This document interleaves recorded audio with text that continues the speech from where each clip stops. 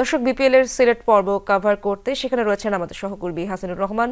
সরাসরি যাচ্ছি তার কাছে। হাসিনুর, প্রথম দিনে তো স্টেডিয়ামে ভর্তি দর্শক ছিল সিলেটে, আজ কেমন দেখছেন?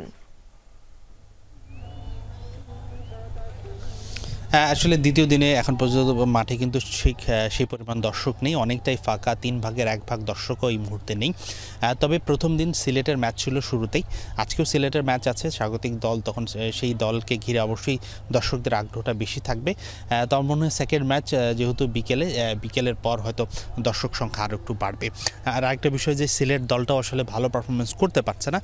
গত ম্যাচে আমরা দর্শকরা দেখেছি সিলেটের দর্শকরাই সিলেট দলকে দুয়ো দিচ্ছিলেন, তো সেই জায়গা থেকেও একটা আক্ষেপ আছে, মানুষের মধ্যে একটু অভিমান হয়তো দলটাকে ঘিরে তৈরি হয়েছে। তবে আমার মনে হয় সিলেট যদি একটা জয় পেয়ে যায় আজকের এই ম্যাচে, সেক্ষেত্রে আবারও সিলেটের দর্শকরা একটু প্রাণ ফিরে পাবে, কেননা যেহেতু হোম গ্রাউন্ড, হোম টিমের খেলা, হোম টিম ভালো না করলে আসলে স্বাগতিক দর্শকরা একটু আগ্রহ হারাবেই, সেটাই স্বাভাবিক।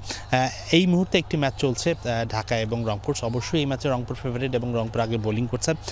ঢাকা টানা 3টা ম্যাচ হেরেছে, আজকে তাদের চতুর্থ ম্যাচ। এই ম্যাচে জেসন রয় ইংলিশ যে ওপেনার, তিনি যুক্ত হয়েছেন, একাদশে খেলছেন।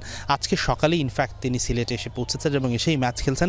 দেখা যাক জেসন রয় কতটা ভালো করতে পারে, কেননা ঢাকার ব্যাটিংটা খুব স্ট্রাগল করছেন। এছাড়া ডিসিপ্লিনারি ইস্যুতে এতদিন সাব্বির রহমান 3 ম্যাচ খেলেনি, তবে আজকে তিনি একাদশে ফিরেছেন। খালিদ মাহমুদ সুজন গতকালকে যেমনটা জানিয়েছিলেন যে সাব্বিরের কাছ থেকে তারা আরও ভালো আচরণ আশা করেন এবং এরপর থেকে আর ডিসিপ্লিনারি ইস্যুটা থাকবে না।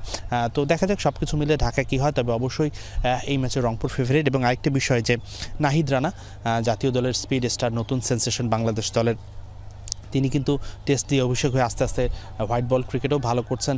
তিনি রংপুরের ফ্র্যাঞ্চাইজির হয়ে খেলছেন, তিনি কিন্তু ভালো বোলিং করছেন। তবে নাহিদ রানার যেন ইনজুরি না হয় সেই বিষয়টাতে কিন্তু জাতীয় দলের পক্ষ থেকে একটা তার ওয়ার্কলোড ম্যানেজ করার একটা ব্যাপার থাকেন। তিনি যেহেতু টানা 4টা ম্যাচ খেলে ফেলেছেন, আমরা যতদূর শুনেছি রংপুর টিম ম্যানেজমেন্টও তাকে নিয়ে খুব কনসার্ন। তারা যেহেতু ভালো করছে, তারা নেক্সট 2-1টা ম্যাচে নাহিদ রানাকে নাকি বিশ্রাম দিলেও দেওয়া হতে পারে। খুব সম্ভবত আজকের পর অন্তত 1 থেকে 2 ম্যাচে নাহিদ রানাকে বিশ্রাম দেওয়া হবে। তো মাঠের খেলাটা তো সবাই দেখছেন, মাঠের বাইরের এই বিষয়গুলো একটু দর্শকদের দৃষ্টিতে নিয়ে আসলাম। আমরা আশা করি এটাও হাই স্কোরিং একটা ভালো ম্যাচ হবে, যদিও ঢাকার ব্যাটাররা ভালো ফর্মে নেই।